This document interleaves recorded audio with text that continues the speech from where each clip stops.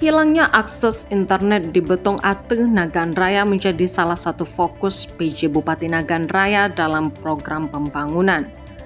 PJ Bupati Nagan Raya Fitriani Farhas menyebutkan akan mengatasi semua permasalahan yang saat ini berkembang di Nagan Raya, termasuk keluhan masyarakat Betong Ate terkait gangguan akses internet. Fitriani mengatakan dirinya sudah berkonsultasi dengan pihak Telkom dan Kominfo terkait hal tersebut.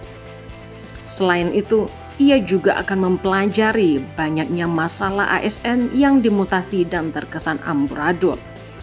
Karena sebelumnya diketahui, seorang ASN Edi Tamrin melaporkan Bupati Nagan Raya ke Komisi Aparatur Sipil Negara atau KASN Republik Indonesia dan Inspektur Jenderal Kemendagri karena dinilai mutasi yang dilakukan merugikan dirinya.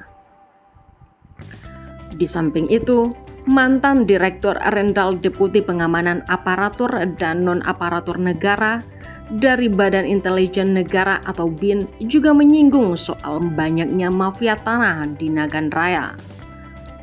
Sebelumnya diberitakan PJ Gubernur Aceh Ahmad Marzuki melantik 4 kepala daerah.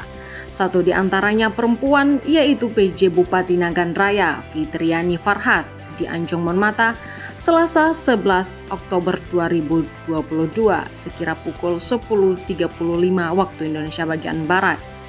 Kemudian adapun 3 PJ Bupati lainnya, yakni PJ Aceh Barat Mahdi Effendi yang saat ini menjabat Kepala Badan Kesatuan Bangsa dan Politik atau Kesbangpol Aceh, yang dilantik menjadi PJ Bupati Gayo Luwes, dan juga PJ Bupati Aceh Tenggara yakni Syakir yang saat ini menjabat sebagai Kepala Biro Tata Pemerintahan Setda Aceh.